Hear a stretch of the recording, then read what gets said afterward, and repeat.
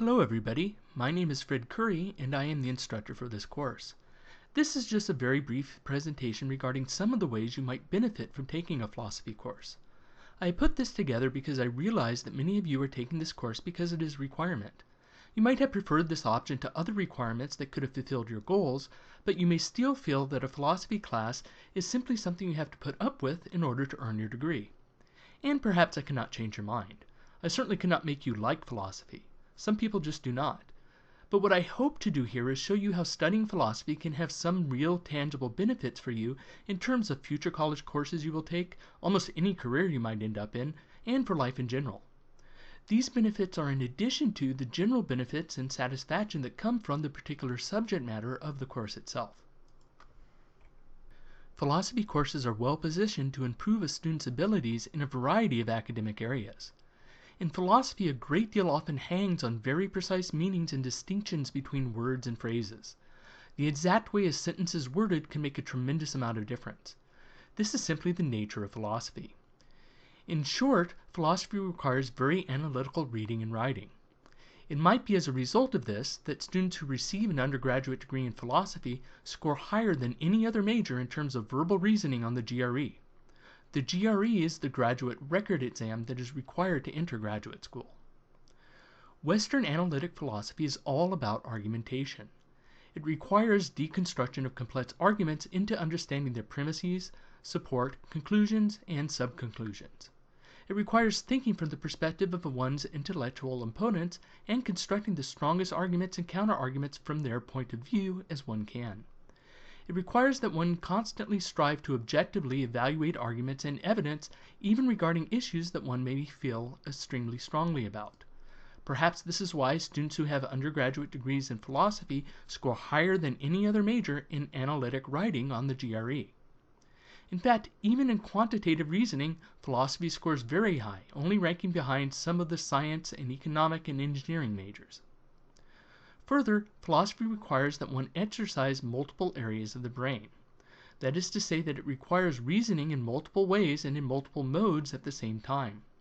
When thinking about any one philosophical issue, one might be using verbal skills, analytical skills, quantitative skills, creative reasoning, thinking from multiple perspectives, looking for weaknesses in one's own reasoning, and perhaps even spatial reasoning. On the GRE, again this is the graduate records exam required for graduate school, philosophy majors score higher than any other major regarding their overall scores as well, and not by just a little bit either. Philosophy majors also score higher on the LSAT, which is the entrance exam for law school, than any other major. As an aside, law schools really love to have philosophy majors because, if anything can be said to be a general specialty of Western analytic philosophy, it's argumentation. Even regarding the GMAT, the test for graduate school in management and business, students with an undergraduate degree in philosophy only score under physics, mathematics, and engineering, and not far behind those. The skills that philosophy undergraduates acquire are in high demand. The median mid-career salary for somebody with an undergraduate degree in philosophy is between $81,000 and $84,000 a year, the highest of all humanities. More and more businesses like to hire philosophy majors because they know how to reason independently, read critically, and write well. Skills that are often underemphasized in many other majors, and weaknesses in these skills are common complaints among employers. Some of the top employers of people with philosophy degrees may surprise you. The top employer of people with philosophy degrees from LinkedIn's pages are IBM, the U.S. Army, Microsoft, Google, PwC, Deloitte, Accenture, EY, Hewlett-Packard, and Apple. Also keep in mind that many of these numbers group philosophy and religious majors together, and they are not the same thing. They use a different set of skills, and these majors tend to look for different types of jobs. Of course, my goal here is not to convince you to become a philosophy major. Nobody should major in a field that they do not like. No, my point is something else. So that we have something to work with, let's suppose that you are taking my ethics course, though you may in fact be viewing this as part of a different course of mine. But let's assume for the moment that it is ethics. My point then is that even if you never discuss Aristotle or Kant again in your life, you are gaining skills that are valuable to yourself and highly valued by others. You are not wasting your time. If you're in my logic class, not only are you sharpening those skills, but many of the fallacies and definitions we cover will be incredibly useful to you in your future courses and careers as well. Philosophical problems by their very nature are very difficult and often very subtle.